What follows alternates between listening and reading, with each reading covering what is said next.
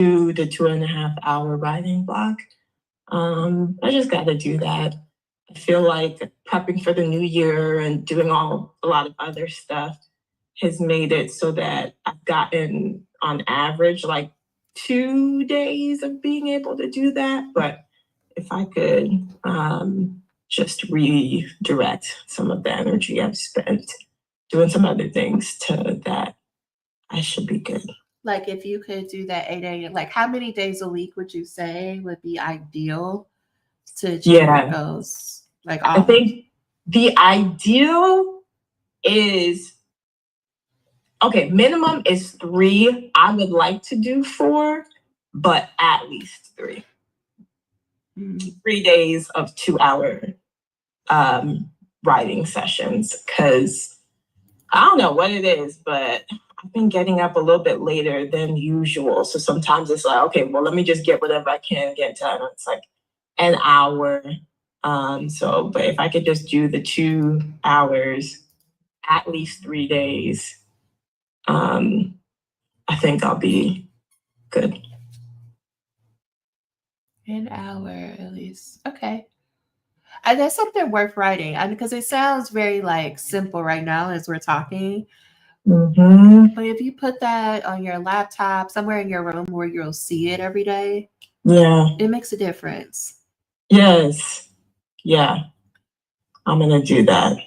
Because it's like you put in the background, like it reminds you, like all I have to do is this thing. Like this is the linchpin. Yeah, I like that. Yeah.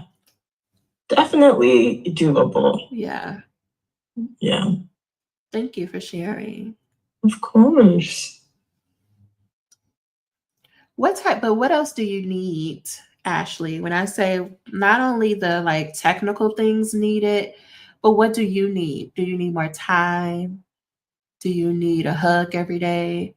Do you need somebody to come make you breakfast every day? Like when you think about those things outside of the technical tasks that need to get done, what type of support do you need? I need time. Like how much time would you say? And we can throw a number out there. You don't have to be perfect right now. I think I probably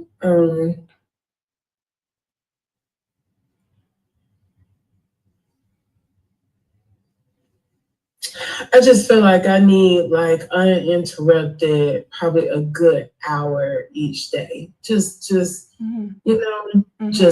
uninterrupted, distraction free. Nobody saying they need something from me. Just uninterrupted time and focused time. And I don't think I get that, because even if I do try to carve that time, I'm always disrupted at least maybe once during that time. I don't care how much I tell the peoples around me to leave me alone, Yeah. So. But here's the thing, what I like about that, right? Because if we go with your original list is like, I need to complete the methodology, right? I need to do data collection, analysis, whatever. We're solving for how do you do those things. But right now, what you're saying, actually, if I just had an hour of uninterrupted time, that would be great. Now our focus will shift to how do we get you that 1 hour of uninterrupted time? Because if you have the hour, then all this other things on this list will get done because you'll have the space. So, right. I'm pausing here for not only you, Ashley, but for everyone on this call of like, the reason why we put pen to paper is so we know exactly what it is that we need to solve for. Because if you keep thinking that it's like, I just need to figure out how to write this chapter, that may not be the thing you need to, you know how to do that. You know what steps are. You can figure it out. What you can't figure out is, okay, but how do I get the energy or the dedicated time? So then this can help us be like, is it that you got to wake up early? Is it that you need to go to a different place? Right? If other people are not, because we can't control other people. So if they're not going to be respectful of you're saying I need an hour, it's like, okay, what can you do that you have control over to get you that hour? And it might not be every day at first. It might be like how Mimi was saying, like 1 day a week or 2 days a week. But at least we can have a starting point. So I want you to think about that of, yeah, and I like what Jonica said too. Enough sleep I need to go to bed. I feel earlier, and then I feel a bit more rested. So when I do sit down to write, I won't be tired because I do see the difference of a good rest, and then I'm clear headed and I can be a lot more focused versus when I'm trying to write and I'm tired, then it's like, oh my gosh, I just need to go take a nap. Just go take a nap, and I'm not forced to feel like that. Mm-hmm. And I can. Yeah. I like the way to look at that. I went straight technical, so thank you for the redirection. I mean, we all do, right? Because think about how and I'm making assumptions when I say we, but like think about how you're raised. How did your parents or your caregivers get you to do something? They list it out like, you need to do this and do that. Or it's like, why are you laying down? You're going to be lazy. Go clean something or fix something. It's always about like the tangible task and never like, I'm not going to say never. Rarely is it about like, do you need help? Are you confused? And maybe you do that more with your kids or like around because as we grow, and we learn. But rarely, at least when I was growing up, it was about like the support you need. It was, you just need to go do it. So that's how our brains are. I just need to go do the thing. Okay, we're going to keep going. Oh, go ahead. Oh, I was going to say, yes, I agree with that. Because I won't be working. Yeah, and so, Chris, I want you to sit with this until I come back to you. What would it look like during this sabbatical that you only need to work 1 hour a day? And the rest of the day, you do whatever you want to. You can cook, you could just be on the beach, you could just watch TV. Yeah. Because this is, and somebody might be like, what's the problem? The problem is when you're used to working and you're used to, especially being at work for 8 hours, and now you got nothing but uninterrupted time. And I'm like, yeah, you only need to do 1 hour a day, because I'm sure there was some version of Chris being like, no, because I'm not working, I should be working more on this dissertation. But what if that's not it? What if it's only 1 hour or 2 a day? Process it. I'm not asking for a response right now. That's why I said sit with it. I'm gonna come back. I just want you to process. Okay, just sit with what I said. And if you need something happy to focus on Remy. Okay, focus on the Minnie Mouse. Hi, Remy. Okay, here's what we're going to go over. We got 5 sections, and so as I'm doing this, what I want you to do is check in with your weekly plan, what you're going to do. We're not going to do our traditional slides per se, but I am going to be asking you the same questions. I'm just putting it in a different format for today. So we're going to examine your obstacles, overcome your obstacles, talk about what it looks like to write a chapter in 30 days, since that's today's title, and do some weekly planning and have some time for some Q&A. So Ashley and Chris especially, I want to know by the time we get to section 5, what you've come up with. Okay, scholar stories. We haven't done this in a while. Okay, but if you have a response, if there's a response in your brain or in your body, if you feel comfortable, please let me know in the chat, because I just want to know where you are as I go through the scenario. Okay. So here's the situation. You said your one thing was to write your literature review, a full draft of your literature review by the end of January. Today, it is January 12th. What you have to show for it is you downloaded 20 articles. You read 5 of them, but you have written nothing. That's all you got. And you're like, whew, 12 days. I have found 20 articles and read 5 of them. Those are the facts, right? Because the situation is just, what are the facts? The story you might be telling yourself based on these facts is, it's not possible for me to finish this literature review because half of the money is gone. I just need to start on over from February because January is not going to happen. Or you might be like, if I was more disciplined or consistent, then maybe I could do this. Right? If I stop being so lazy, maybe I could do this. Or maybe like I'm just too burnt out, okay? Because I thought I was gonna get a break during the winter break, but it didn't happen. And I'm still burnt out. I don't feel rejuvenated or nothing. Right? This might be the story you're telling yourself. And let me be clear. Oftentimes we think that these things are facts. But if we were to go ask 100 people if these are facts or like if they see your situation the same way, I'm sure we're going to get 100 different answers, which is a good indicator that they're not facts. These are facts. We can look at the calendar. It's January 12th. We can look back at your goals when you said, my one thing was to write a literature review. We can look at your computer or your laptop and see that you downloaded 20 articles. Another way of saying this is, what evidence do you have for the story that you're telling yourself? But when we tell ourselves these stories, it brings up emotions like overwhelm, feeling uncertain, insecure, exhausted, confused, doubtful. When you feel like this is what it looks like. You spend 2 hours reading articles and taking notes and highlighting and putting stickers and finding quotes. In the middle of that, you start mentally calculating, okay, if it takes me 2 hours to read an article and I got to read 20 of them, then it's going to take me 40 hours. And if I'm working only 10 hours a week, then that means it's going to take me 4 weeks alone just to read the 20 articles. And I still got to write. See, it's not possible. It's not possible to write this chapter in 30 days if it's going to take me 30 days to read the articles. Those are the mental gymnastics we start doing. You start thinking back all over, like to all those times that you said you were going to write, during the break after Christmas when you said, December 26th to January 1st, I'm going to sit at my desk and I'm going to read and write for 10 hours every day because I ain't got nothing else to do. I don't have to go to work. I don't have to go to class. And now, January 12th, you're thinking back over the past 2 to 3 weeks of all the times you said you were going to get up and that day was going to be the day, and how that day came and you kept snoozing, or something came up with your mama, or the laundry needed to get done, or you had to go run so-and-so over here, or you was just tired.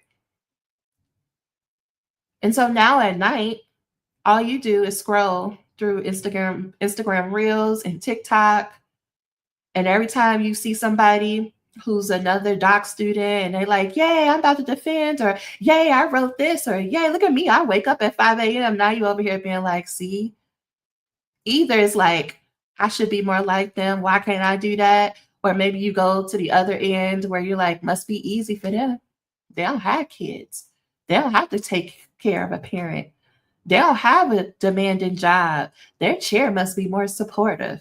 So then you calling up your friends or that one person in your cohort where whenever y'all talk, y'all always talking about how hard it is, how much y'all work, and you still can't get ahead. This is what you're spending your time doing. Let me go back, right? Your story is, it's not possible for me to finish because half of the month is gone. I'm not disciplined or consistent enough. I'm too burnt out, which leads to these emotions of overwhelm, exhaustion, confusion. When you're feeling this way, you do things like this. Because nothing about me feeling overwhelmed or confused makes me take the behavior of, I'm going to go write. I'm going to write if I'm confused. How would I make progress if I'm overwhelmed? It's too much. And all of this lead us to this outcome.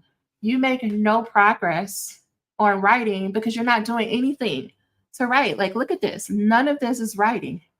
None of these tasks are actually you putting your fingers to the keyboard and putting words on a page.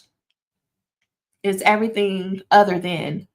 And you're exhausted from doing all of this, from the ruminating, from the scrolling, from the venting, from the calculating of how much it's going to take.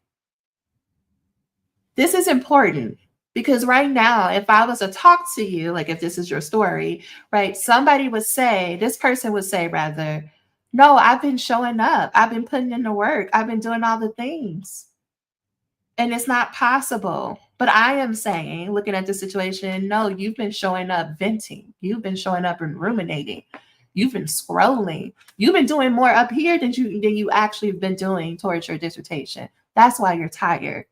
I'm not going to argue with you about being tired or exhausted. I'm going to say that it's not for the reasons you think. Okay, well, let's take a pause. Reactions, thoughts, how we feeling?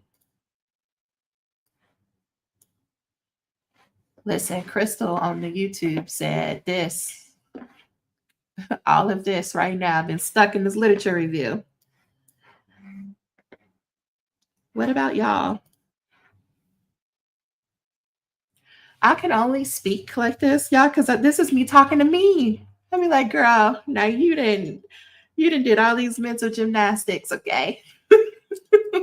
You doing all the things, but it's helpful for us to know, though, that we're doing everything but the scary actions, the uncomfortable actions that'll get us to our goal. Okay, let's take the same situation. Let's take this same thing. You said your literature review, you want to get it done by the end of January. It's January 12th. You got 20 articles, you read 5 of them. Same facts. A story you could be telling yourself, right? You can go back to the factual route. All right, girl, you got 19 days to figure out how to write this literature review, because we're not changing the goal. This is for somebody. Stop changing your goal. Stop changing the timeline. Stop letting yourself off the hook. You got 19 days. If I did my math right, you got 19 days. What can you do in the next 19 days? You could tell yourself, I can figure out how to write a shitty draft, right? Because your goal was to write a draft of the literature review, not to get an award for the literature review.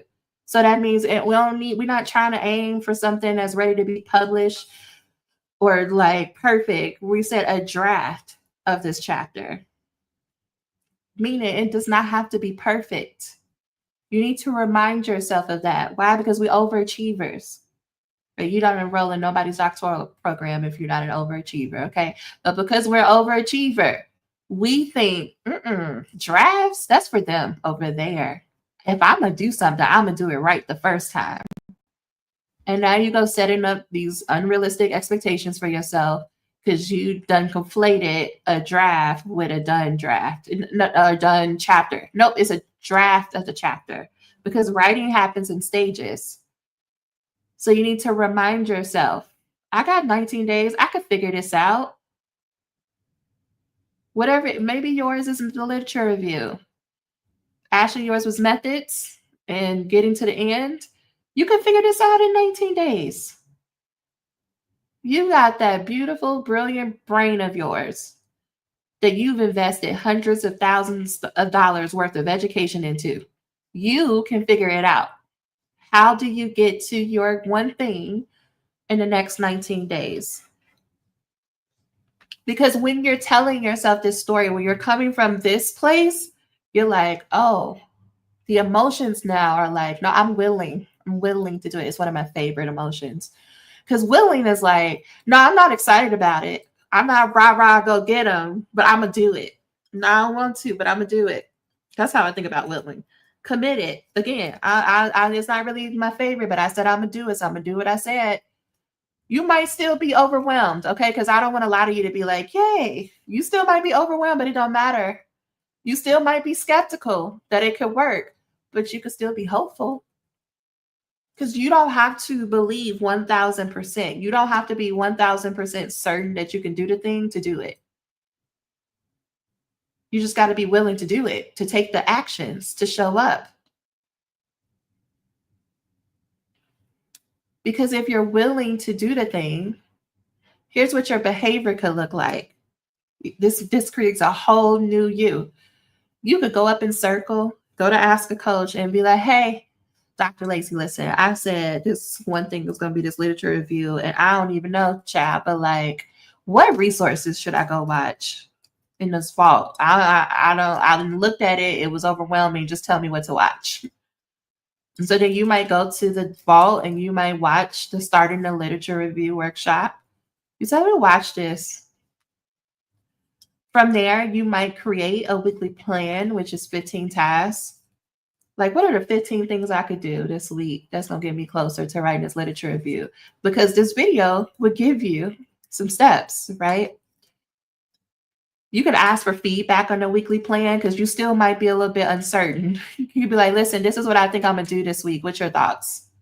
These are all perfectly good uses of Ask a Coach. You showed up to this call on Sunday. You can make a plan to show up to Thursday's call, because Thursday's call is how to write your literature review in 30 days. This week, you can join Write With Us calls. Chris, are you leading any calls this week? Tell the people, they love your calls because you get to work with Chris. What'd you say? Wednesday, I think 15, whatever, the 15th. That's when they Wednesday. Well, the two, I believe. Chris be like, get to work. We're not doing all that talking. Just say what your one thing is in the chat and get to work. You can reach out again and ask a coach, to your chair, to your bestie, to be like, I don't feel like writing this shitty paragraph, but I'm just telling you because I don't feel like it. Okay, bye. Sometimes we just need to verbalize a thing. And when it gets hard, when you get stuck, this is my favorite thing. I got this from one of my all-time favorite coaches. Her name is Corinne Crabtree. And she says, can I just read this one thing? Can I just write one sentence? Can I just show up to the call? I don't have to do everything, but can I? Can I just try it? The can I just is getting you to take a step. Because most likely, if you take that first step, you're going to take the rest. Y'all hear me saying, like, I've been waking up at 5:30 every morning. And every morning I'm like, I want to go back to sleep. And I'm like, okay, can I just get up for an hour? And if in an hour I want to come back to sleep, I'll go back to sleep. The can I just keeps you going. It sounds silly right now, but in the moment, it's going to come in clutch. It's going to help you. And when you are taking behaviors like that, right? Let's go back up. Let's go back through it. Right? If you're telling yourself, okay, you got 19 days. I could figure this out. It don't have to be perfect. And you're remembering, I'm committed to this goal. I'm willing to do what it takes. I'm going to do some action then that helps me to get there. Right? None of these are about perfection. It's about following the process of FYD. I'm willing to do that because if I'm following this process, I'm making progress. I should be a rapper. Okay, let me focus. And if I'm willing to show up and do these 15 shitty tasks every week, I'm going to get closer, if not to a completed draft. But more importantly, I am going to have confidence in myself because I think about confidence as I trust that I'm someone who will do what they say they will do. That's what confidence looks like. Not that you do it perfectly, but I am someone who does what they say they will do. All right. Now that we have these two scenarios to compare, do you relate to this scenario? What are your reactions? Okay, I realize I've been trying to write the perfect lit review. Now I'm committed to getting a shitty draft done to my chair. Yes, Crystal. So I want you to if you haven't already, Crystal, I want you to brain dump. What are all the things that you would need to do from here until the end of January to get that shitty draft to your chair? Okay, finish interviews, got data, can't move overwhelmed. Okay, what if we don't have to code everything? But what if Margot? What if you just need to read over your transcripts? You don't even have to write anything. You don't have to code anything. Maybe your first step is just reading over your transcripts. Okay, yes, it works. That's what you got, Chris. Yeah, Chris, what if? I want to remind you of your thing you're thinking about. What if it only takes 2 hours, an hour, 2 hours every day to come back from your sabbatical and you have defended the proposal, you have submitted IRB, and you're done with data collection, and you're somewhere in the middle of an analysis. Because I believe you could be done with the whole thing, but I want to push you too hard, so I'm just going to paint this picture. I wondered about that. When I looked at the date, I was like, could I be done sooner? I was like, stop it, whoever that is, shut up. But I know for me, so far as I think about that whole idea of an hour or 2 hours, what I really battle is the fact that I have defined a lot of myself into work. So when I talk with my therapist about, well, he says, well, who are you if you can't tell me anything about your job? That was a real struggle. And then it was like the experience of learning to do nothing. And I know I still struggle with that. You know, it's even when it wasn't a sabbatical that's coming up.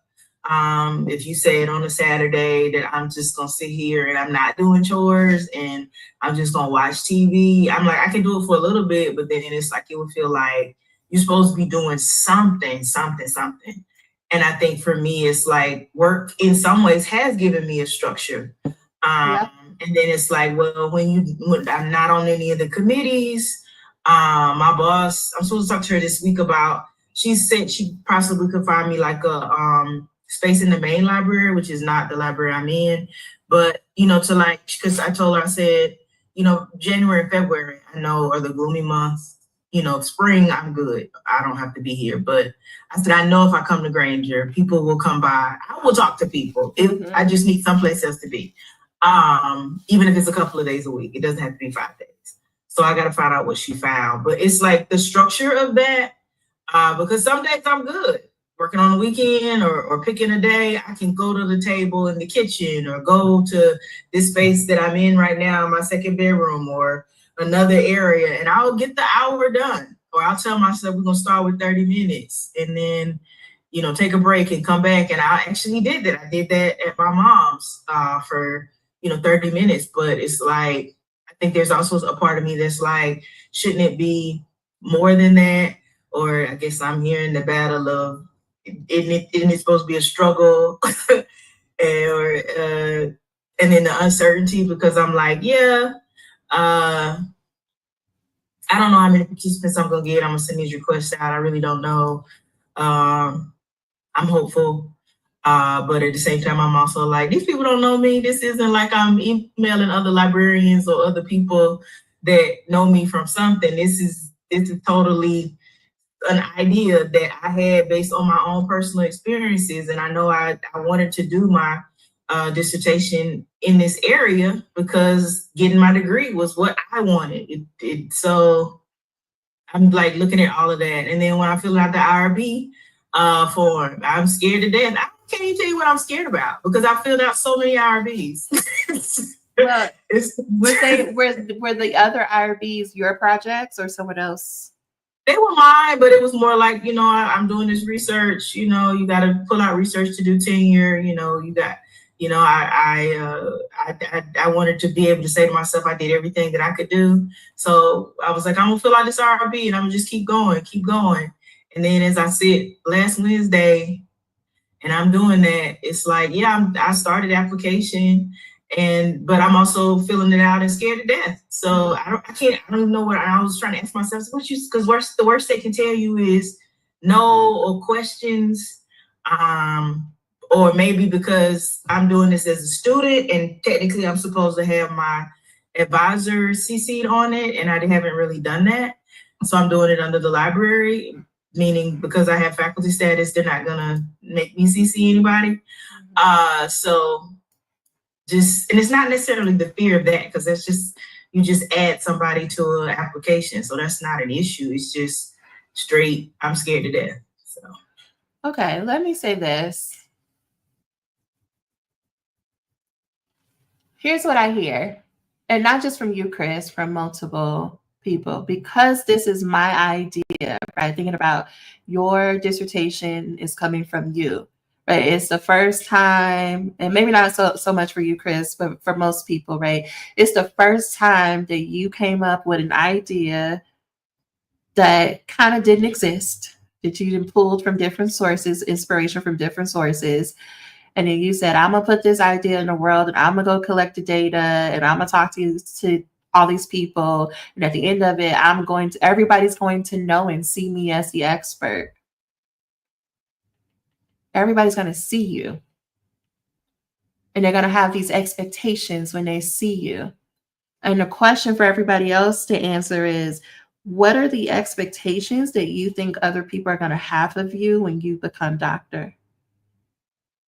We talked somewhat about like people like, yeah, I want to be, when people see the title, it has some legitimacy. That means it proves that I know what I'm talking about. But on the other side of that, what happens when people see you? I need you to sit with this question in order for it to resonate in your body.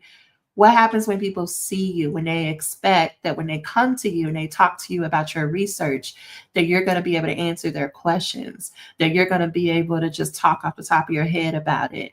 Do you see yourself as someone who can do that? Do you see yourself as an expert? That part like made me nervous because this past Friday I went to this group that I've been to before, but I haven't really been able to go to, and they're like the information science people. And they basically do every month. They do a topic, and then they also participate heavily with an actual conference in information science. So it's faculty there, as also grad students at all different levels. And of course, they're talking about artificial intelligence, and we had to introduce ourselves. And then this professor says, "Well, Chris, you talked about how you're, talking about examining Black trans men's information practices. How have you seen artificial intelligence being used in those groups?" And I was like, man, because I'm on mute, and I'm like, wait, they asking me a question. I thought I, did everything I could, I was supposed to do. Yeah. And as I was told, I said, well, I haven't really found in just my work with so far looking at it that Black trans men are using artificial intelligence in the ways that because they're talking about like Chat GPT and a lot of the things that we're talking about here. But I said, but I have heard it more on the side of doctoral support programs or on like Instagram, more videos that I see that talk about which prompts you should use or things like that. And they were like, oh, okay, what do you think about that? I'm like, they want me to they won't let me go.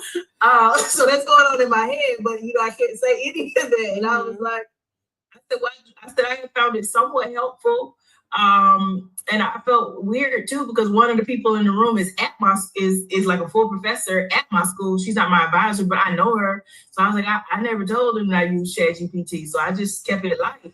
But, they were like, I just said what I thought. And then I think the questions I had was it right? Was it, because I was like, I have given my thoughts in terms of library stuff or as a librarian me, but not on this side. And so I was just like, I don't know how you define what is it enough. I hope I wasn't rambling. It was so many thoughts that I was like, I have never faced any of these thoughts before. And they were just asking you what you thought. Other people shared, their thoughts. And so I was like, I don't know what this is. This is new. So I don't know if I want to go back. But no, I'm glad you're sharing that, because all of what you're saying is what's happening in everybody else's brain, whether they are aware of it or not. That's why it's so exhausting to write your dissertation. That's why the dissertation is different from maybe a literature review you wrote for your exams or a class, or maybe you did a mock proposal in your qualitative class. But it doesn't have the same stakes as a dissertation, because a dissertation now it really is on you, and people want to know what you're thinking. And you have those questions of like, did I say that right? Did I say enough? Did they understand me? Did I sound silly?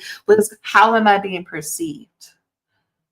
What do people think about me? And because we can't control for that, and we don't really know the answer for sure, it just circles, right? Like we just constantly, until you get to a place where you're like, you know what? I said what I said. And if somebody disagrees or they don't like it, they can say something back and we can go back and forth. But it takes a while to get there. Like that's a journey. And think about this, right? You're especially thinking about what does my chair and my committee think about me? Because, right, if they're the ones who sign the paperwork so that you can get to graduation, your brain then is going to latch on to if they disagree, if they find something wrong, if they think I don't know what I'm talking about, then I'm not going to graduate. Our brain just makes that link and is like, that's the only way it could be. So then you try your hardest to ensure that you're doing it the right way, even though intellectually, as we're having this conversation, there is no right way. It's whoever has the best argument, but it's hard to rationalize that with your brain when you're writing, when you're constantly thinking about, but my chair has the right way. And if I don't get that right, then I don't graduate. But I am trying to tell y'all, what if that's not true? What if your chair just wants you to show up with something so that they can do their job, which is to help you and give you feedback and move you in the right direction? Okay, but we're going to come back. Thank you, Chris. If y'all have other thoughts, please let me know. Let me see what these other slides say, because I do not remember. I feel like the dissertation is like there's a clear pathway to write it. Okay. But it's all the other stuff that I feel like clutter the dissertation process. Like I gotta apply to jobs and gotta apply for this conference, gotta write applications to get awards. Like they say you're supposed to publish. And it's like I feel like if it was just a dissertation sometime, I'd be able to make progress quicker. But because it's not just the dissertation, I need to just not commit to anything else. And is anything else also job applications? Is anything else also trying to find money and funding? What is anything else? So it's just Yeah. cluttered on my end for stuff. I just recorded a podcast episode on this, and I did in there, and I said, and I'll say to not only you, but everyone on this call, what if you decided I want to do none of this? I'm actually done. I'm not finishing a dissertation.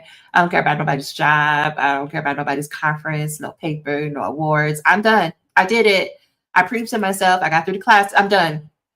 Not because I'm saying you need to quit, but just to entertain it long enough to see what your brain says, because some of you may find that you really are done. I've worked with a few students who are like, no, I am done. You're right. I don't even feel no way about it. I'm done. For those of you who don't threaten you with a good time, the other part is the reason why I like to ask that question of what if you just said no to it, because it'll tell you how you're really feeling. With all of these additional tasks that you need to do in addition to the dissertation is preparing you to have a tenure track position at an R1 institution. Do you want this life? Because this is what, right, this version of it times it by 5 or 10, and that's what you would be signing up for. Is this what you want? And No. it doesn't, right? But that's good to know, because then that goes to the job search question.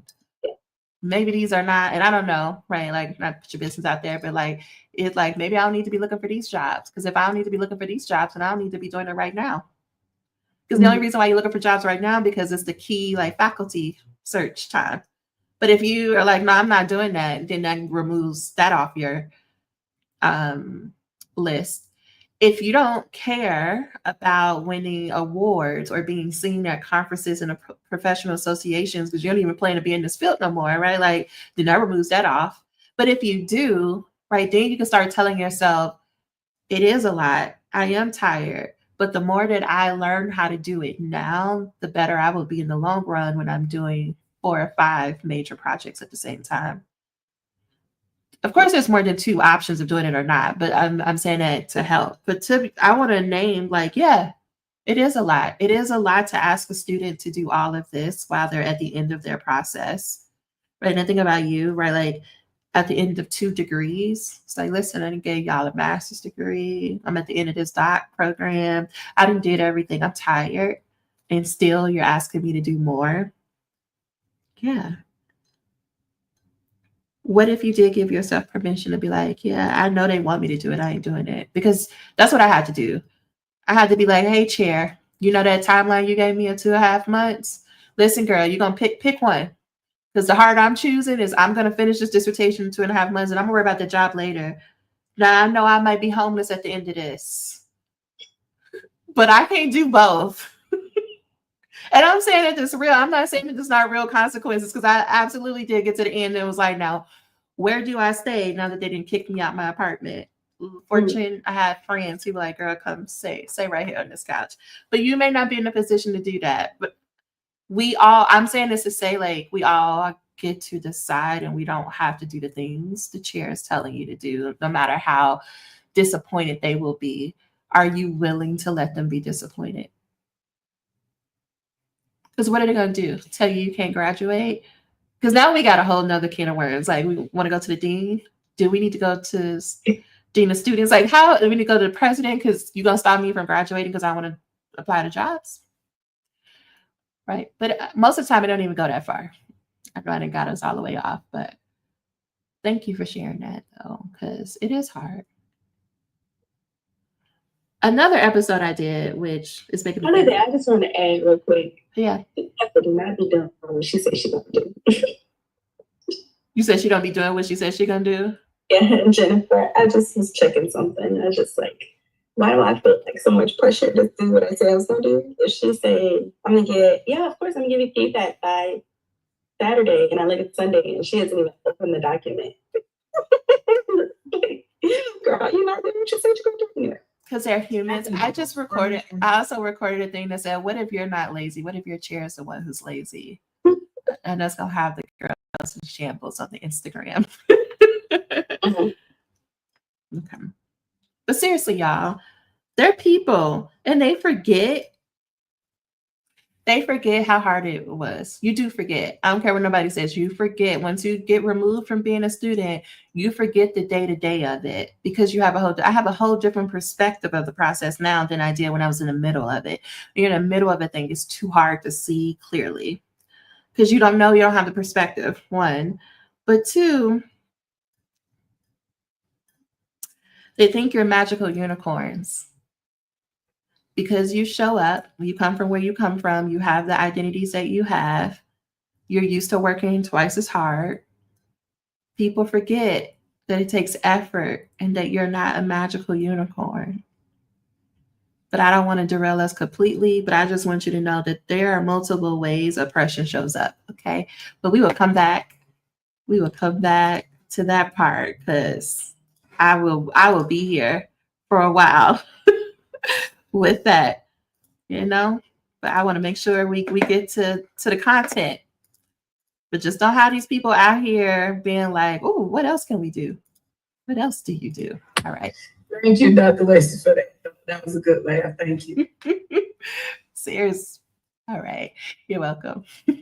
30-day chapters. We go through this, right? Every week, not every weekend, every month for the 10 pages in 2 days write and retreat, right? We go through this process where you get clear on what it is that you need to do. You take it one thing at a time. You chunk that out for your imaginary assistant. You verbalize what you need to write. You edit it, right? You go through all these rounds of editing and then you send it off. This is the process. This is how you write a chapter in 30 days, right? We've gone over it. But how we've been talking today, that is not just about the tangible things. You know how to complete your one thing. Why are you not doing it? What is required for you to do a chapter in 30 days is energy.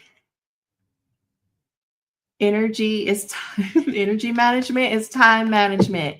You are no longer at the phase of life where you need to learn how to make the most of your hours or your minutes. Again, you do not get all the way to somebody's doctoral program if you don't know how to manage your time.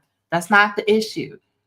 What I believe that you need more support with is, how do you manage your energy?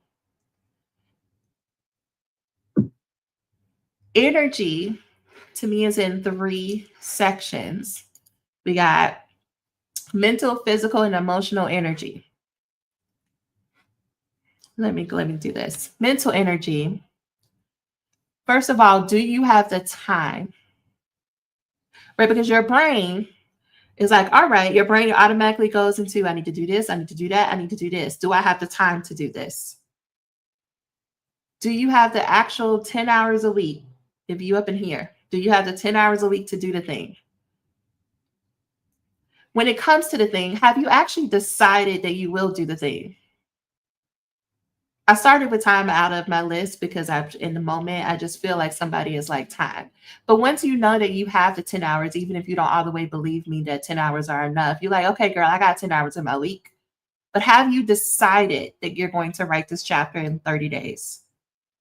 Not just because you put it on a piece of paper. I mean, in your brain, have you decided I'm going to do this? Or are you doing things like, I mean, we'll see. We'll see how this week goes, and then I'll decide if I need to change my goal or not. If I could do XYZ, then I'll believe it. Is it an I'll see it, I'll believe it when I see it sort of mentality? Because that's not you deciding.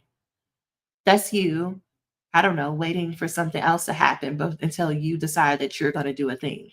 That means everybody else and everything else has more control over what you do than you yourself. Because if I decided that I'm going to write this chapter by the end of January, if I decided, I'm going to say, okay, what are my 10 hours this week? What are my 10 hours next week and the week after? Because we got about 3 weeks left. I'm going to put it on the calendar because I've decided. You decided to go to work every day. You know what's on your calendar every day? Your work hours. Right. You decided, I don't know, what's coming up, to watch, I don't know, the Super Bowl. So you've already made plans. You decided you're going to Mardi Gras. Okay. You already know where you're going. You decided. Because if we decide a thing, we know what we're wearing. We already made arrangements for childcare. Like we made arrangements for what we eating that day. When you decide a thing, you make additional decisions. Have you decided to write this chapter? If you have, let me know if something comes up with that. Okay, clarity. I meant to change this to mental energy, but do you know how to do the thing? You might have decided, you may have the time, but do you know how? So if you're going to write your literature review, let's say, do you know all the steps required for you to do that thing, which is why I asked you to bring up your list of tasks? Do you know in what order to do a thing or to write this literature review? Do you know how many articles you need? Do you know how to read the article? Do you know what's included in a section? If you don't know, do you have access to other people or other entities that might know? Are you willing to develop the skills required to do the thing? Right? Because I could know how to, like in theory, y'all, I know how to complete this half marathon that I've signed myself up for. In theory, I know what's required.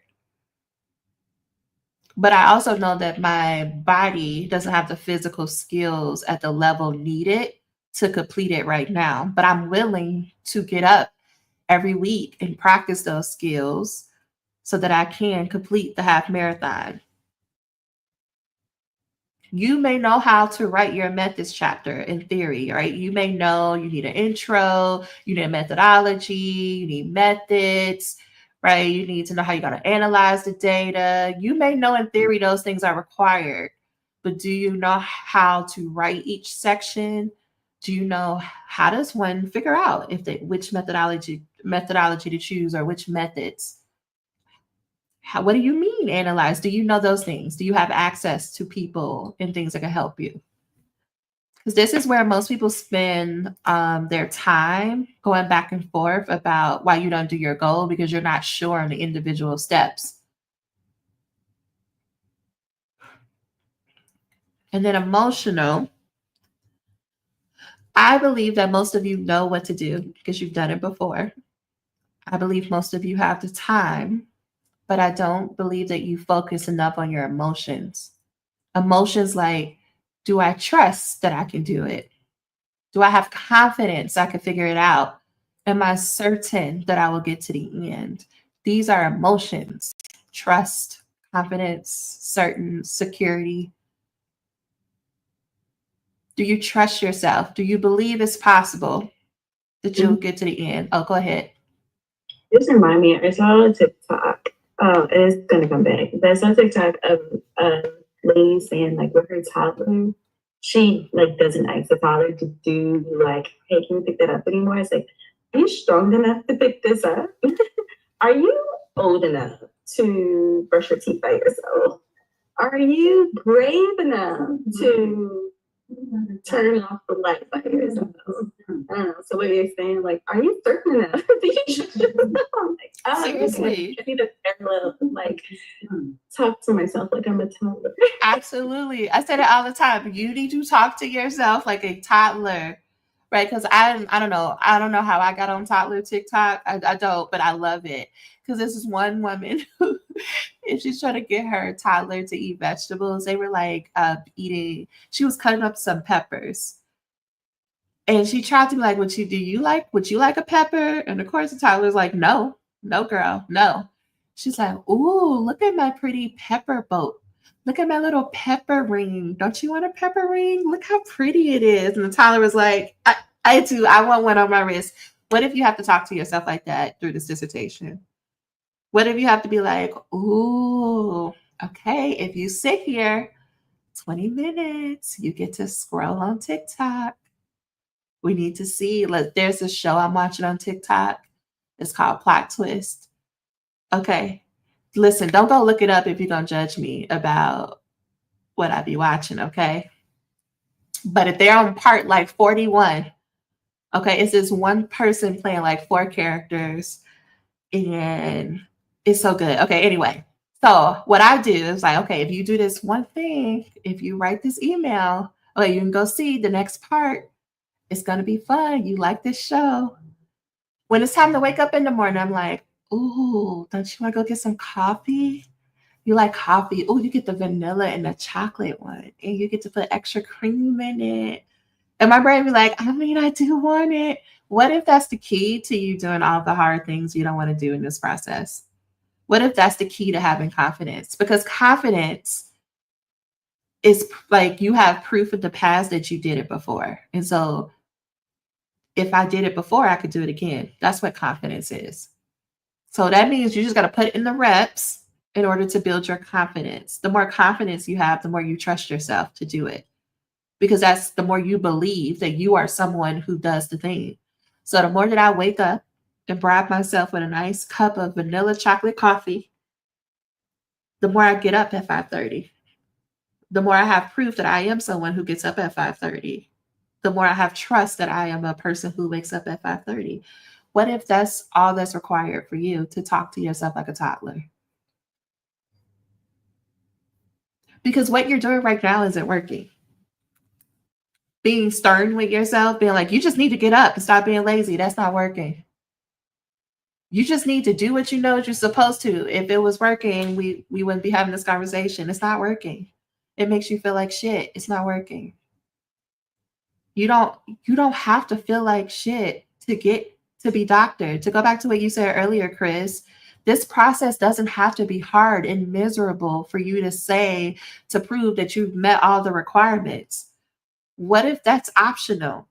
What if they're like, oh, do you know? Well, I'm in a doc program. Oh, it's so hard. What if that's optional? What if it's optional? Heather, I don't know. You know what that face means, but I love it.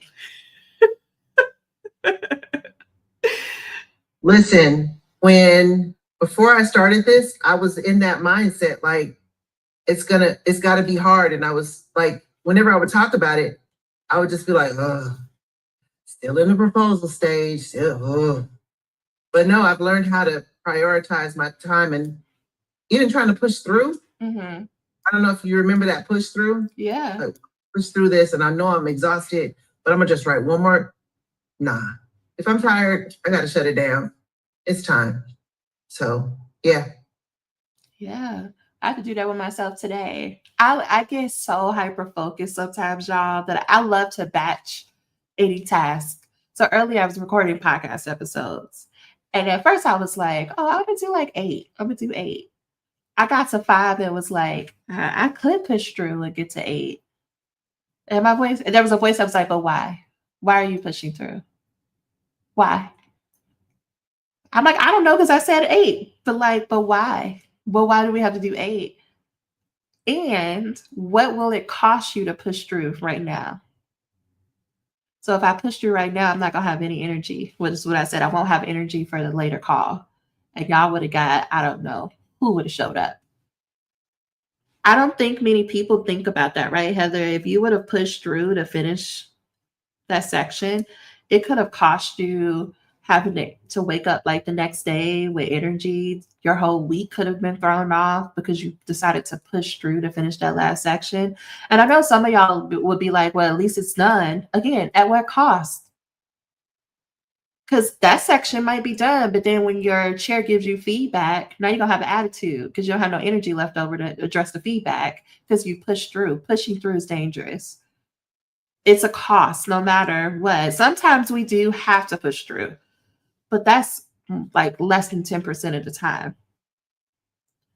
Thank you for that, Heather. I did go on a soapbox. I'm going to jump off of it, but thank you for that. Okay. How do you believe it's possible for you to have the energy, to have the confidence, to trust yourself? There are 3 stages of belief. I am going through this because in no way am I saying you should be able to jump to this automatically because we had this conversation tonight. You know what you should do? You should leave here feeling 1000% confident that you can do it. No, I'm saying that belief happens in stages. When we first start a thing, like when we're first introduced to a concept. So when you probably were first introduced to me saying you only need 10 hours a week, or you can write a chapter in 30 days, you probably was like, I don't know what she's smoking, but that's not possible. Right? Our brain enters into no, impossible. I'm not going to even entertain it because that's the dumbest shit I've heard. Okay, I'm not doing it. But if you stick around me long enough, right? Your inner dialogue, if you have one, because I've got to remember, not everybody has an inner dialogue. I'm still fascinated by that. But anyway, your inner dialogue might sound like, what's she talking about? 30-day chapter. It took me 30 days to even figure out my topic. I mean, let me see. Oh, she got other people on here. Now she didn't convince these people to come on here and lie and say they wrote this chapter in 30 days. Now they lying. They talking about they did it in 10 hours a week, more like 10 hours a day, right? This is what the conversation is like, but you keep listening and you keep watching. And you're like, oh, dang, she got like a lot of people talking about they did this. Well, I guess I could do it too if I had a supportive chair. I guess I could do it too if I didn't have no kids. If I didn't have to work a full-time job, I could do it. Now we're going into stage 2. If I had uninterrupted time and I went on a vacation, yeah, 10 hours would be enough. If I was like Chris and I had a sabbatical, then maybe I could do it. And then you keep watching and listening. And you're like, she keep talking. Okay, I still don't think I could do the 10 hours. Okay, I still don't think I can write the chapter in 30 days. But maybe I can try this little shitty paragraph thing she got going on. Maybe I can try to write a little shitty paragraph. I mean, shitty paragraphs ain't gonna be, we ain't gonna get to a final dissertation, but maybe I could try that. And so then you try it and you're like, I do got things to say. I still don't get how we gonna do this in 10 hours or 30 days, but you keep going. And eventually you look up and you be like, you end up in my DMs, which so many of people do. They're like, Dr. Lacy, I've been listening to you and I just turn on your YouTube channel and I listen and I just write shitty paragraphs because that gets me started. Do you know I finished my whole proposal in a few weeks? Did you know? Thank you so much. And that's how we get to stage 3. Because now you have some progress and you're like, if I did that just by listening, what else could I do? What if this actually works? And then you get to a place of like, oh, it's just a matter of time. Now that I've found the routine that works for me, it's just a matter of time. It's going to happen.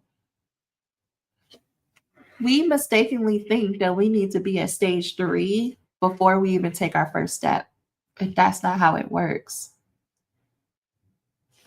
It's not, I'll believe it when I see it. It's believing it first and then the things will follow, right? Because like, I don't know. That's some bullshit, 10 hours. But let me try the shitty paragraph. It's like some part of you believes it's possible. It don't have to be 1000% of you, but a part of you believes it.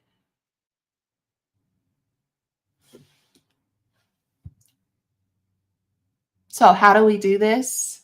How do we believe? How do we get to the 30 days? And listen, there's so many typos in this, but y'all know, listen, we here. Okay. Identify your one thing. Identify major steps, weekly planning, accountability, build habits. And here are the questions you want to ask yourself. If you want to take a screenshot of this, this will be helpful. The questions are the most important. What is the one thing you want to produce? What are the 3 major steps to producing this? What are the 15 tasks I could do this week? Who can I tell about my progress? And which daily actions do I need to practice to produce this result? I'm going to go through this one by one, but I just want to give you a chance to screenshot first. So for everybody, no matter where you're watching this on, tell me in the chat, what is your one thing? Now that we've had this conversation, what is the one thing that you are committing to doing before January ends? Is it a chapter?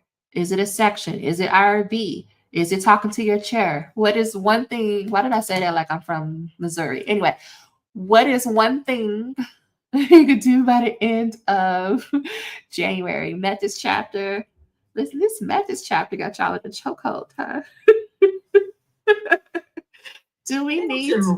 Actually, it's the literature review, but you remember when I listened to one of your things and you said, do your methods chapter first. So I jumped. Yeah. I wish I had listened to that because I was all in the literature review and now we're right back at the methods. I'm like, dang it. Yeah.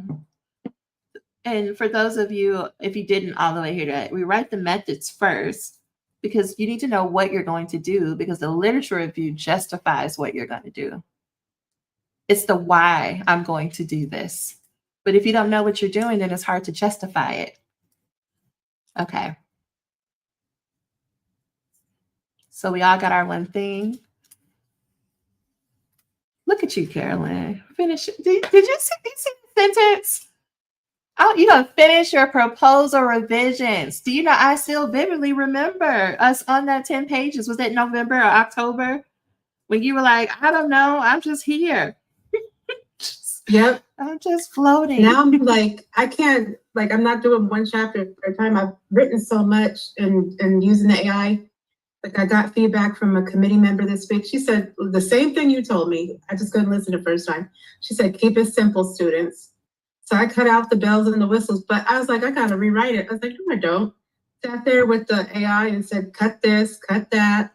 And within an hour, I had another draft, but I really need to, like, my brain was fried by the end of the week because I was working on it every day. And I just couldn't look at it. So now I'm gonna look at it again and make sure everything's lined up and then send it to him. But I don't know what he's gonna say, but that's a whole nother. It doesn't matter. When we get there, we'll make a plan for that. But I want it's going a lot faster. Yes, revisions for the entire proposal is what I want you to focus on. You went from being like, I don't know, to you're answering revisions for the entire proposal.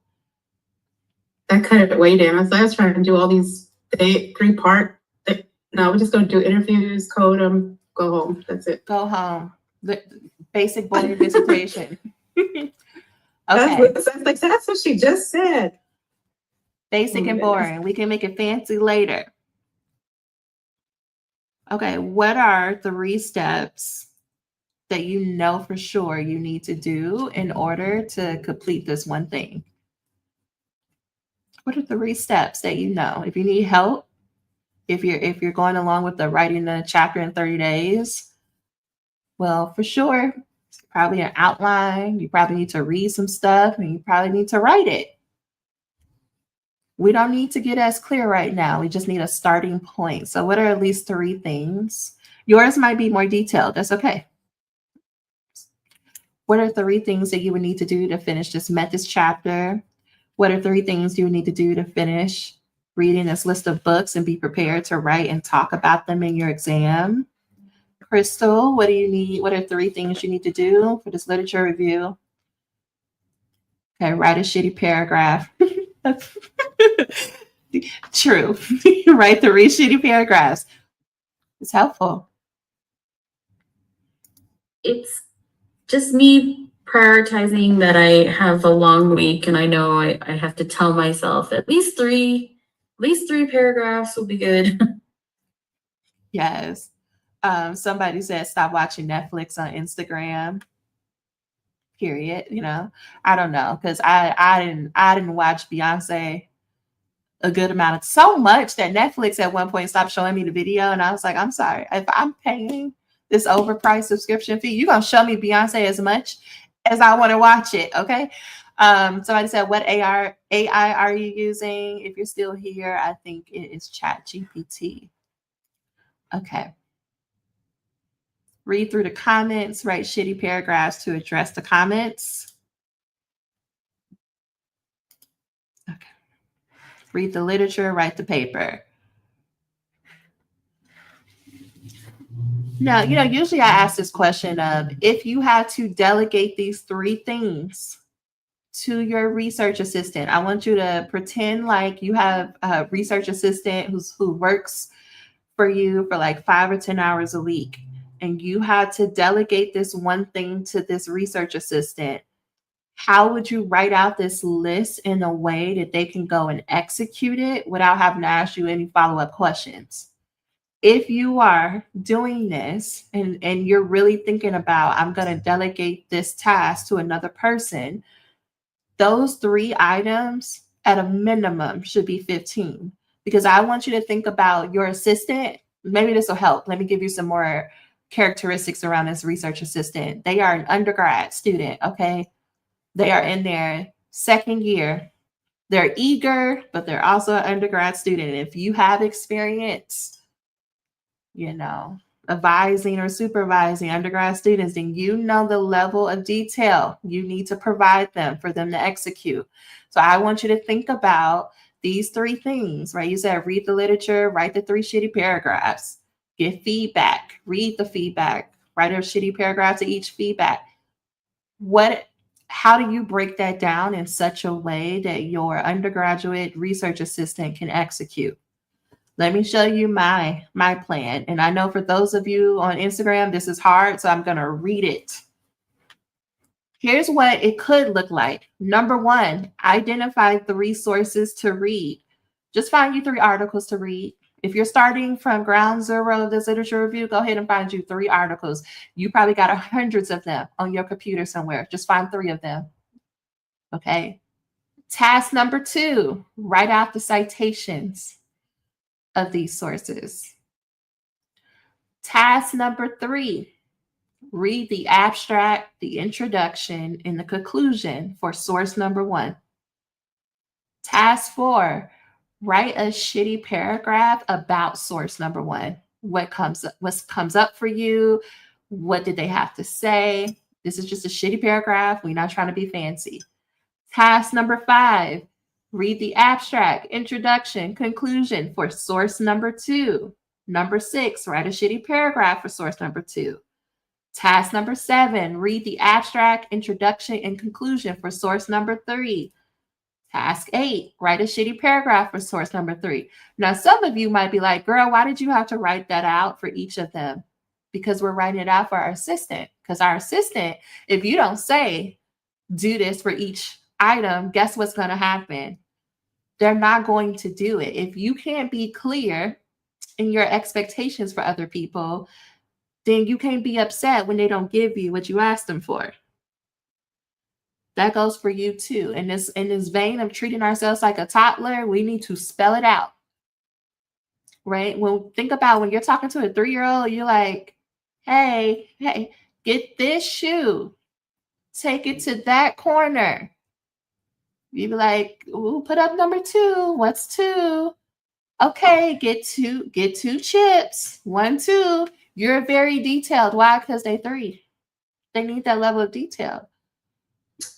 You are so right about that, Dr. Lacy, because this happened last week. Mm-hmm. I told a student, that's how I realized how explicit my directions should be. Because I said, I wanted them to write their cover page of their science notebook. And I told them to write it big on that page, you know, the letters that they needed to, but I don't think I said the letters. And I walked around to look at what students did, and basically they act like they were heading their paper. And then I had a student that wrote the word big on the paper, and I said, oh my gosh. I was like, you did not do this. But now what you're saying is resonating with me as far as making this list, because I have to be as explicit as possible. You know, so thank you, because you and my chair talk about my goals and tasks and said this not micro enough. Yeah, we needed to be so painfully detailed that there's no room. There's no room to figure out what. And if you need help, this is, I mean, if you're comfortable, AI is a good, so they can help you with this. Like, I'm trying to figure out how to break this down and make this explicit. Help me. And then people love to be like, oh, you mean like SMART goals? Yes and no. Because you can write a SMART goal and it still not be detailed enough to know what it is that you need to produce. What I think about in my brain, the prompt I give myself is, what do I want to produce by the end of this task? What's going to be the thing that I measure that determines if I did it or not? Now, that's not true for all of them, but for most of them, like, what am I producing? I'm producing a shitty paragraph. I could check off if I read the abstract, the introduction, and the conclusion. Okay, so then I'm on number 9, for those of you tracking with me. Task number 9 says, set a timer and voice record yourself saying everything you know about what you've read for 10 minutes. So if we read those 3 sources, then I need to go to my phone, set a timer for 10 minutes, and record myself on my voice notes app, just talking out loud for 10 minutes. How would I know? I would have produced a 10-minute recording. Task number 10, upload the transcript to ChatGPT and ask it to check for spelling and grammar. That's it. I'm not asking it to write nothing for me. I'm just like, ooh, I just said a bunch of stuff for 10 minutes. Check this for spelling and grammar. That brings us to task number 11, which is I could ask ChatGPT to organize it into paragraphs with headers. I'm not giving it no more instructions. I'm not asking it to write nothing. I'm just saying, put this in paragraphs because I just talked. Here's something else you could ask ChatGPT, which is task number 12. I guess I could have put 12 here. 12 is to write an outline of this shitty draft that I just gave you, because I just spoke into a recorder and I want you to write the outline for me based on what I said. We let the AI work for us. It doesn't write for us, but it works as our assistant. Because you going through your writing and trying to make an outline, you know what's going to happen. Ooh, why did I say it like that? Why did I put this? Let me change this. Let me edit. AI ain't going to do none of that. It's going to be like, here's an overview of what you said. Now you got to work an outline. Number 13, you want to take that off of ChatGPT, or you could do this on chat, but I'm assuming that you want to do this by yourself. Now we want to get into editing. You want to take this paragraph by paragraph and make sure each paragraph focuses on one main idea. You define your terms. You remove all the ahs and the and the ums and the random stuff you were talking about. And you add in examples. This is editing. You do this paragraph by paragraph. My only responsibility for this week is to do 3 paragraphs. And so by the time I get to next Sunday, I have read things, I have outlined things, I have written a shitty draft of a thing, and now I'm editing. And I'm much further along than I would have been, like, just trying to get all the pieces and make the perfect outline. I actually have words on the page now. And this editing that you're going to do is probably going to take you a good solid week or 2. But by the end of it, by doing an editing this way, you will have a strong literature review, complete with your argument and sources, that you then can give to your chair and say, here's a draft of the literature review. Give me your feedback. in preparation for the next draft. I'm talking slowly, right? Because our goal was to have a draft of the literature review, not a perfect literature review. Okay, let me check in. Thoughts, questions? What is your brain doing? How are you arguing with me in your head? Tell me.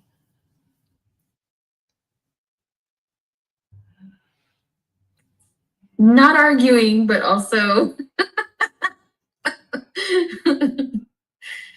my brain is trying to figure out, like, do you build in time? I know we're talking about 10 hours, but like, let's say you're wanting, you're going to procrastinate, or like a certain time frame doesn't work for you. Do you just build in that time? Like, give me an example. Like, do you have a example for yourself? Or I tend to work better in the afternoons and evenings, and so it's always I want to start earlier, and sometimes my schedule is like, you have to start earlier. Like, I have class in the morning, and then I have time afterward that would be available to me to write. But do you just go, okay, well, this like block of time is going to be not productive because I'm just not productive during this time. And then I know like later on I might be more productive. Mm-hmm. It's why I'm waking up at 5:30. Listen, like I think y'all heads got in my head. So the episode I recorded earlier was like why I wake up at 5:30. Because what I was noticing was I had got into the habit while my alarm would go off at like 7:45. I was not getting out of the bed until 9:30, 10 o'clock, which means that by the time I do get dressed or take Sir out, it's like 11, 12 before I'm starting to work. And in order to work, that means I'm not stopping working until 9, 10 p.m. at night, way past the point where my brain can even function. And so I'm forcing myself to work harder later at night because my brain's not fresh. And so realizing that, I was like, okay, I could keep doing what I'm doing and just be okay with working all the way until 9 or 10 o'clock at night when my brain isn't fresh. I could wake up early and start my day early, but it sucks to wake up early when it's dark and it's cold and all I want to do is get in the bed. Or what was my third option? I could stop working earlier and be okay with not getting the things done and I said I was going to get done.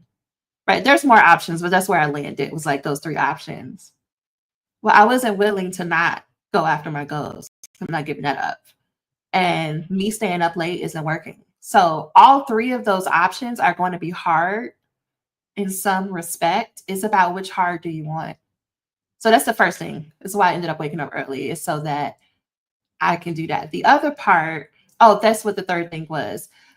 The reason why I'm not getting out the bed, even though my alarm goes off at 7:45, I wasn't getting out the bed until 9:30, is because I want to scroll. Okay, morning time is scrolling time, and I wasn't willing to give that up either. And so since I'm being honest with myself that I'm going to scroll, then I'm like, I'd rather wake up early so I can have the time to scroll and get work done. So I built that in there. Some days I wake up and I'm like, yeah, I don't got it. Yeah, I know I said I was going to do it, but I don't got it. And I just be like, yeah, we don't have it today. So where are we going to move this, right? If I was going to do something in the morning, but I don't got it, like, where do I move it? And I move it on my calendar. If it's a day like a Thursday where I know like it's a full call day, I do not attempt to do any work that requires me to sit down and produce. So that's what I would say to you. If you know that it's a back-to-back day, why try to do anything that with your brain and your dissertation? If you have slower days during the week, can that be okay? But is it like, how do you allow yourself time to procrastinate every day? I have a section in the morning, I have a section midday, and I have a section at night. But it's about, so like tonight, for instance, We're gonna get off this call at what? I'm gonna get off at 8. I'm gonna go run my bath. I'm gonna take Sir out. And then I'm going to sit in the tub and scroll for 2 hours and still be asleep before 10 o'clock. Right. It's like, how do you design your data around the things you want to do? Does that help? Yes. And so, because even I was asking chat, like, help me come up with a checklist. Like, I know I need to do these things. I know I need to figure this out. But even that thought became like, overwhelming. And so I'm like, okay, what can I do? Can I do this in 2 weeks with the time frames that I know I have? Classes don't start until the following week. Next week is all our faculty development, but I already scheduled all that stuff out. So I know like Tuesday and Thursday, I'm not available at all. Tuesday and Thursday, and that's just how it's got to be. So I have Monday, Wednesday, Friday to work with, and that's kind of where I'm figuring all of that in. But if I could shift your questions, because this is not a matter of semantics, because to say like, how can I do it? Or like, what did you say? Can I do this in 2 weeks? Is it possible? Instead of saying like, no, I'm going to do this in 2 weeks. Now, how do I fit it? It's on the surface, it's a semantics thing, but in your body, it's a whole different, right? Because the first one gives you the option. Right. The second one is like, no, I'm doing this. So how do I get this done? Because when you make the decision to do it, then you start being like, well, I could do it, but it ain't gonna look like this. It's not gonna be as fine. You drop the perfectionism. Yeah. Okay. I'm gonna sit with what I'm gonna say. Okay. I'm gonna come back. Tell me about your overwhelm. Wait, who said they were overwhelmed? Is the list overwhelming, Jonica? Let's see, let me turn on my video.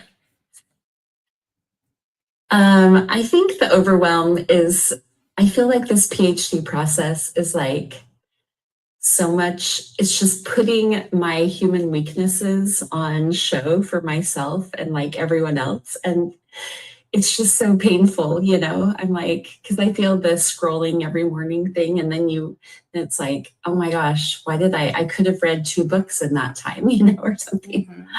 But it's just, I don't know. I feel like it's all an exercise in like self-development and discipline and facing all my demons, and I think, I'm the oldest daughter, oldest child, oldest grandchild and niece, and all this, and it's like I'm definitely, I've always been driven, and this is something I've always wanted to do, but why is it so hard? Yeah. And it's hard isn't, like you said, I do have time. It's unstructured, but I also experienced some serious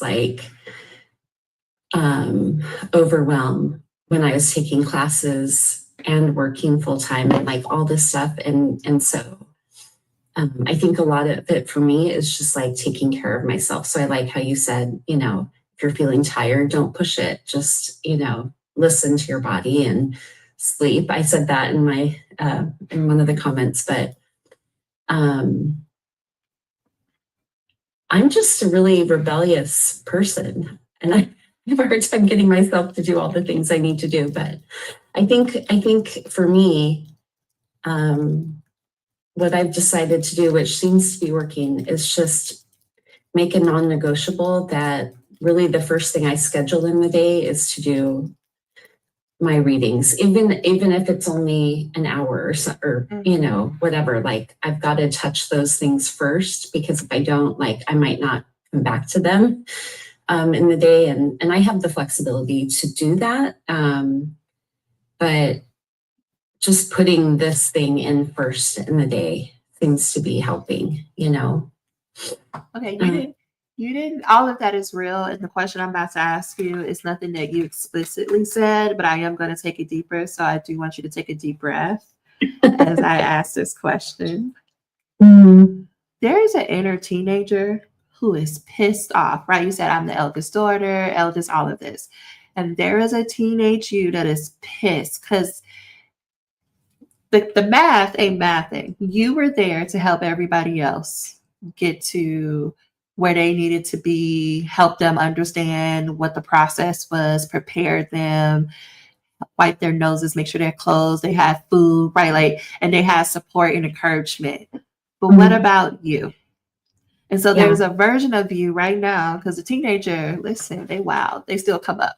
And they especially come up in a process like the dissertation, because all of those same feelings and like it's not fair comes up. Because teenagers are angry. Like they are like, everybody's a liar. The world, the adults are not who they say they are. And this is BS. Okay. So that version of you is like, so you, let me get this straight. You want me to sit down yet again and read 200 books and do all it is and jump through hoops. And we don't have anybody clapping and cheering. We don't have people saying we could do this every step. And you want me to do something else for what? For why? It's not fair. So that's true. That's true. And I never was a rebellious teenager. I was always a very good girl, you know? Yeah. You're right. I think that there is something to that for sure. So she wants to know, what do I get out of this? That is the question. What does she get out of this? Why should she go back to 13, 14, 15-year-old you? Why should she sit down and read these 200 books and prepare for this preliminary exam? Well, I don't know if it's preliminary or qualifying, but like, why should she do this? Like, what are the benefits for her? And right, and those benefits might not be tangible to your goal of becoming doctor, but what I'm asking you to consider is, how do you work in your plan something that you can give back to her? So that this might require you going back to who you were at 13, 14, 15, or even thinking about your kids right now. And what are some, I don't think they're 13, 14, 15, but they're closer. What were some of the things they like to do? Like, would they want you to just like leave them alone? Would they like want to talk to you endlessly about the drama at school? Like what is it that they would do, and how can you give yourself that? Some of the things that I do is I have a teenage playlist. Okay, I go back to the years that I was that age, and I'm like, let's listen to all the music, because you like music. Maybe the music is what will help calm you down. Sometimes it's watching old like TV shows from that period. Like right now, Spencer and Heidi are on TikTok blowing up the feed. And if you have never watched Laguna Beach or The Hills, this is not for you. Okay. But if you did, if you spent time in that era of MTV, okay, right now my inner teenager is living her best life because the two of them have taken over TikTok because their house burned down, and it is hilarious. Everybody's playing old clips. It's giving me so much life. She is in such a great mood right now. Right. I've been watching old clips of, even though this is not quite teenage years, but go with me, like Love and Hip Hop and Real Housewives. Like those versions of me are like, yes. Because when I feed those versions of me, they're like, okay, girl, do your little work. Read your little book. That's fine. This may seem like I don't have time for this, I'll do this later, but I'm telling y'all, like, if you really want to unlock the key of like productivity, you have to feed the different versions of you. Because they're looking at you like, now I done did everything. Girl, I done went to all the school, and now you want me to do more? Why we got to prove ourselves to these people? But when you give back to yourself, it's easier to answer the question of, okay, I'm gonna do this, I'm gonna show up. It's no big deal. Because you're overwhelmed. A lot of overwhelm comes from, I don't see the point. Why should I do all of this work? Because what if I do it all and it doesn't work? Yeah. What if I take all this action, I put myself out there, right? I write the shitty paragraphs, I turn it into my chair, and they still don't like it. This is another part of the overwhelm. I know I'm bouncing, but y'all get me. Overwhelm is rarely from, I don't know what to do. Overwhelm usually comes from, I'm afraid of making the wrong decision because I'm doing something that I don't want to do. And what if I sacrifice this good time and energy doing something I don't want to do and it still doesn't work? Versus if you learn to enjoy the process, right? So You prepare by reading, but you also listen to your favorite music and you're watching shows that are very nostalgic. It helps you to enjoy the process. And if we enjoy the process, we don't look at it as a waste. We're like, oh, look at me. In the same way, if you're playing a video game, every time you try to reach the next level, but you don't make it, you don't look at it as a waste. You're like, oh, I almost had it that time. Oh, now I know what to do differently. I'm asking you to approach this process, this doctoral process, in the same way. Does that help? Yeah, it does. As a child of the 80s, I have blasted some, I have done that, but I wasn't thinking of it in this way. So I will work on a playlist. Yeah, I have multiple playlists for multiple moods. Okay. Music is a big part of my life. So gotta have all the playlists. Okay. And when I'm really not feeling it, Beyonce has to go on. How you know I'm really needing some motivation, I have a Beyonce concert on. Okay. And my favorite ones are the earlier ones. Okay. This Beyonce, while I'm proud of her, it's just not the same. It's not the same Dangerously in Love Beyonce. Okay. Now, Janet Jackson used to have too much going on in her concerts. Okay. I used to be like, there's people flying. This is half naked white men over here doing twirls. There's a thing flying. Like, I just remember her concerts. I'm like, there's just so much happening. But I do love me some Janet, my favorite Taurus. Okay. Favorite. Yes. The Velvet Rope came in. That's when I was like, and I remember going to my mom, like, I need my hair this color. I don't care. Of course it didn't happen, but I tried to. Okay, let me get back. Okay, so once you have a plan, and you might still be working on that. Thank you for sharing your plan, Carolyn. And this will take practice at getting it to the point of you can easily show up. Let me say one more thing about why we're doing 15 tasks. Okay, so the goal isn't to come up with these 15 tasks and do it all in one day. Although you could, that's not the goal. The goal is, I feel like I need to explicitly say this. This is what you use your 10 hours on. You decide you're going to take 2 or 3 per hour. Now, if you get done faster than the hour, you could choose to be like, well, I'm done for the day. Let me go back to my scrolling. Or you can go to the next item on the list. For some of you, you may have decided that your 10 hours looks like Monday, Wednesday, Friday, 12 to 3 or something like that. But let's say you get done all 15 tasks on Monday, maybe half of Wednesday. What would it look like to give yourself the gift of, I'm not doing anything on Friday? Because just because you set the time aside doesn't mean you have to work. If you got all your work done, if you did the 15 things you said you were going to do, meaning you did what you said you were going to do, then it is perfectly logical for you to say, I'm going to take my 2 hours back on Friday and do something for me. That is how we get to a place of, yeah, I'm going to enjoy this 2 hours on Friday and I'm going to scroll and I'm not going to have no guilt about it. Why? Because I did what I said I was going to do this week. I did exactly what I said I was going to do. Because if you are following this process, you will realize it doesn't take you 10 hours. That is how you know if you're chunking down your list enough for your research assistant. Because the more details you give, the easier it should be to complete the task. Okay, the third point I want to make about this is, now I'm about to lose it. Oh, you want to make a plan that is so clear, so easy to do that you don't have any time, like you don't have questions throughout the week, right? I often say, like, make a plan for the version of you that's so tired, so overwhelmed, so over it. Like the laziest version of you, make a plan for that part. You want to make a plan where you don't have to make decisions because your exhaustion right now is coming from decision fatigue.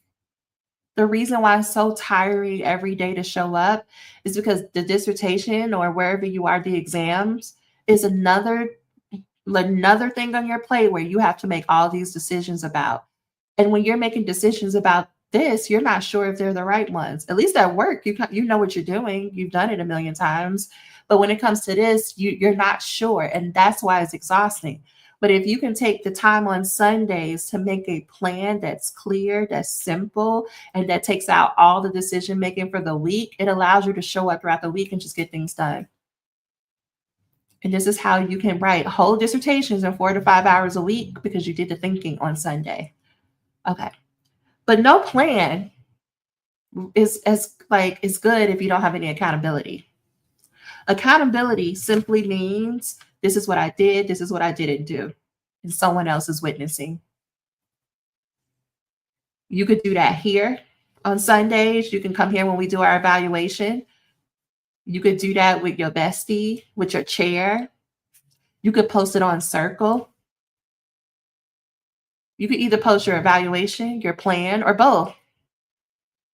Accountability means I'm allowing someone else to witness my behavior.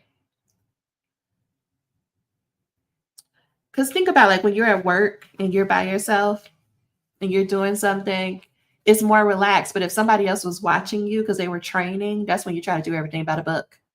I want you to have that energy with your weekly plan. That's another reason why I'm like, oh, if you're going to delegate it, because that person would be witnessing the plan. If you for real, like if you have a tight deadline and you got to get something done and you're real nervous about it, go tell the person who you know is not going to forget. Like I would go tell my mama, okay? Because my mama is the type of person, if you said, girl, we gonna go to the store at 7:00. If you not in the car with it turned on and the car warming up at 6:55, you late. Okay. If I tell her something is happening, go find you one of those friends who can help keep you accountable. Because even when you want to change your goal and be like, oh, I gave up on that, they're not going to let you.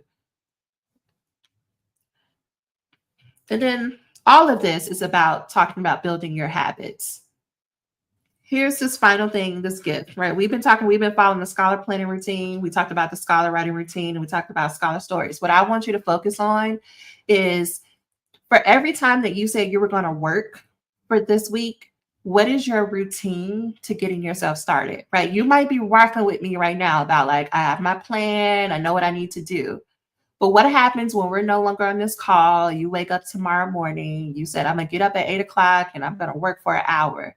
Chris, you said you're going to put your hour in a day. How do you get yourself to work your hour? You need a routine. What my routine looks like and what I want you to borrow. Every time I go to work, I look at my plan. I say, what did I say I was going to do today? Then I set a timer and I open up my journal, which is this green book over here. I don't know if y'all can see it. And I just brain dump on a page. This is what it usually sounds like. Who made this plan? I don't feel like doing this. I'm tired. I really want to go back to sleep. I should get up. Maybe I should watch something. And then I just let my brain go for 10 minutes. Once the timer goes off, I'll take a quick break because I usually need to stand up and go get something to drink. That's probably when I'm going to get my second cup of coffee. And then I sit down and I start this first task. I do this every time I work. Why? Because our brains, right? If you're treating yourself like a toddler, we give toddlers routines, right? When you come from daycare or school, you go in, you put your book bag here, take your lunch thing out, we change our clothes, you get a snack. And if you don't follow that routine, you got an angry toddler. In the same way, every morning I take Sir out.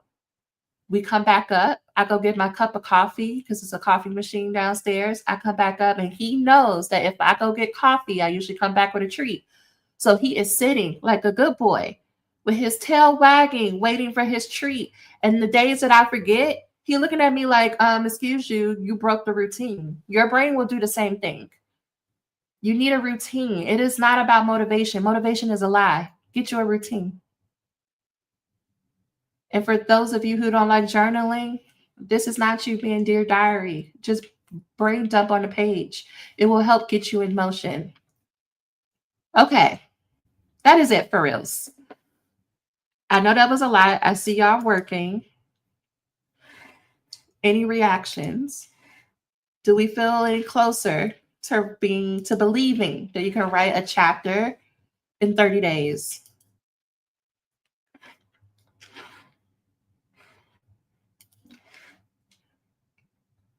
is that relief? Is that like, no, I'm still exhausted, girl? What is, that's one of those emojis that I'm like, I don't know. It's like I'm still processing. Like there's a delay. Yeah. I need a breath. Caroline said you might not get it all done, so maybe yes, that's great. Because I do that often. I'm like, oh, I'm gonna get all these things done.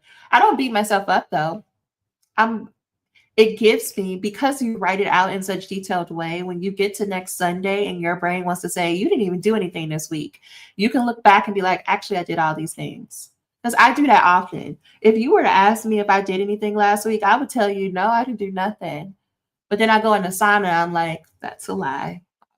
Yeah, I did all these things. Okay, let me go sit down. Because I did a lot. Your brain will lie to you is my point. So that makes sense. What about other folks?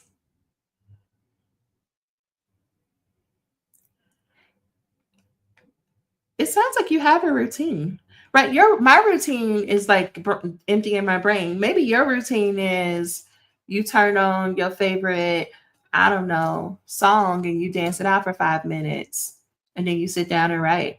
Maybe your routine right now is you yell at your kids and then you want to go hide from them. And so then you find your way to your car and then you write. I don't know. Okay. I'm just saying we all have routines. It just may not be what we want it to be. But what if you just keep repeating what you're doing now? I also put that at the end because that's one of the last points you want to adopt. Everything else is getting a plan first, is, I would argue, is the most important.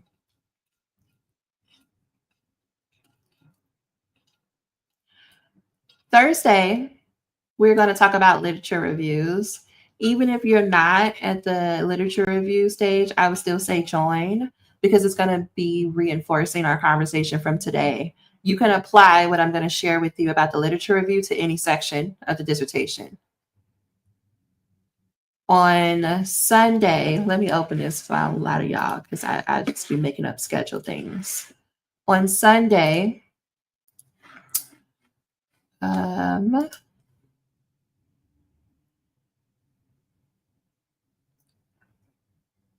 okay, we will not have a planning call on the 19th.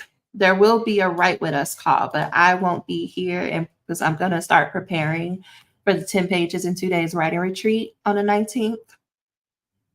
That goes for that following Thursday as well. We won't have a dissertation call, but there will be a Write With Us session. And then we will come together on the 25th and the 26th for 10 pages in 2 days. And then we will finish off January on the 30th with How Do You Stay Ahead Without Burning Out? And that will bring us to the end of January. Other announcements I want to make. Tomorrow is a full moon. Okay, you might need to cry. You should go cry. Okay, it's a full moon in Cancer. It's an emotional moon. Cry. It's okay to cry. Okay, if you feel the need to want to argue with somebody, maybe you go cry and then go argue with them, because it has the potential to go left real quick. But I just want to say, like, with everything that's going on in the world, it's heavy right now. And it is okay that if you just need to release your emotions, because it is not, in human history, it is not normal for us to be inundated with all of this information about what's going on across the world. So if you need to stop scrolling, that is okay. If you need to stop having conversations with people, especially over this next week, it's okay to be like, I'm not for me, not this week. Please, it's just my point of, like, please take care of yourself, especially this week.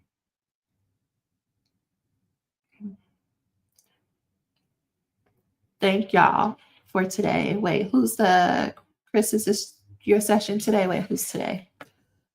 For everyone else on Instagram and YouTube, is who? Mimi? Okay. For my Instagram and YouTube people, thank y'all for hanging out with us today. I hope you let me know what your plan is. Send me a picture. We will talk to y'all later.